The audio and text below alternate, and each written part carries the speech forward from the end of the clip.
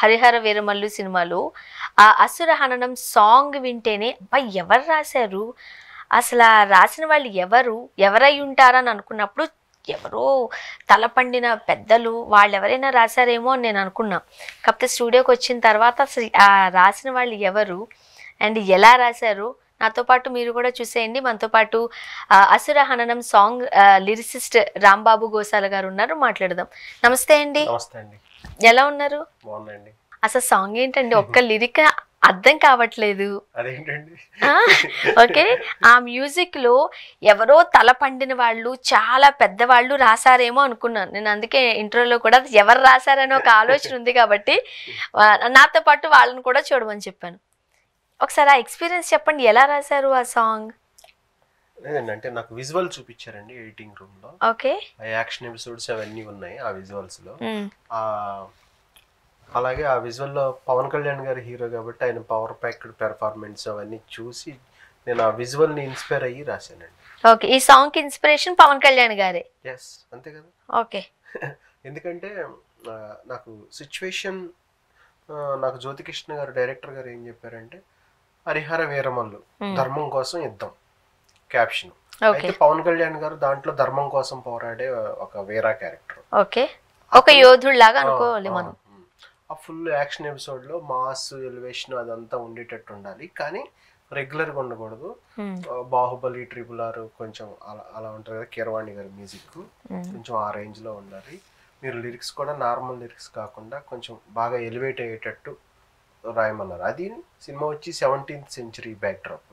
ఇప్పటిది కూడా కాదు, మొఘల్ సామ్రాజ్యం, ఔరంగజేబు ఆ టైంలో బ్యాక్ డ్రాప్ అనమాట. ఓకే, ఇంకా నేను ఇవన్నీ అంటే ఒక పక్క పవన్ కళ్యాణ్ గారు, ఒక పక్క కీరవాణి గారు, ఒక పక్క pan India cinema 17th century, ఇవన్నీ నేను మైండ్ లో పెట్టుకుని కత్తి మీద సామి ఛాలెంజ్ గా తీసుకుని చేశాను. రాంబాబు గారు, నేను ఇంతకు ముందు చెప్పిన పాయింటే మళ్ళీ రేస్ చేస్తాను.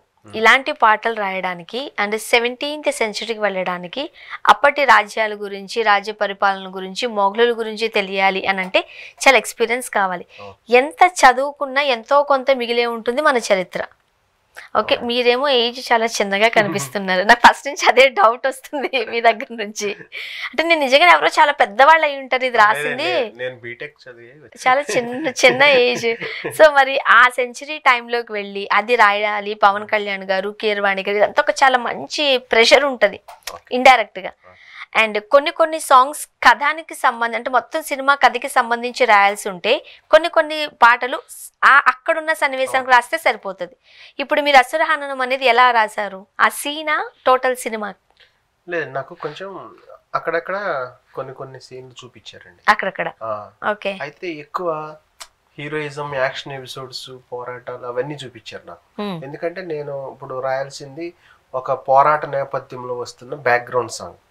అది ఆ హీరో ఆ ధర్మం కోసం ఆ బ్యాటిల్లో ఎలా చేస్తున్నాడు ఏంటనేది ఆయన్ని మనం ఇంకొక రేంజ్ లో మనం లిరిక్స్ లో ప్రజెంట్ చేయాలి, అంతే. అది చెప్పింది. అయితే నేను ఏం చేశానంటే ఇప్పుడు మనం ఒక సినిమాకి introduction, interval, pre climax, climax ఎలా డైరెక్టర్లు ప్లాన్ చేస్తారో నేను కూడా నా పాటలో ఒక స్లోగా ఒక ఇంట్రడక్షన్, హీరోని ఒక భగవంతుడిలాగా ఎలా అంటే వజ్రదేహాయ రౌద్రరాధేయ భభ్రురూపాయ ఉగ్రవ్యాఘ్రాయ క్షిప్రదగ్ధాయ అలా స్టార్ట్ చేశాను. సాకి. ఓకే, అది ఏంటంటే ఒక భగవంతుడే మన కోసం వస్తున్నాడు అనే ఫీలింగ్ కావాలి. అక్కడ ఆ మొఘల్ సామ్రాజ్యంలో ఔరంగజేబు చేతుల్లో నలిగిపోయిన వాళ్ళందరూ కలిసి ఎవరన్నా మన కోసం ఎవరన్నా వస్తే మనల్ని రక్షించడానికి ఒక వ్యక్తి, ఒక యోధుడు వస్తే ఏంటి ఎలా ఉంటది. ఆ పవన్ కళ్యాణ్ గారు ఎంత పవర్ఫుల్ గా ఆయన ఎంట్రీ ఇస్తారు అనుకున్నప్పుడు ఆయన ఒక దేవుడితో, ఒక భగవంతుడి అవతారంతో పోలుస్తూ, అంటే కష్టంలో ఉన్నప్పుడు సాయం చేసేవాడు ఎవడైనా దేవుడే. అది కథలో తీసుకున్నా, బయట తీసుకున్నా. అందుకు నేను స్టార్టింగ్ అలా తీసుకున్నా అనమాట.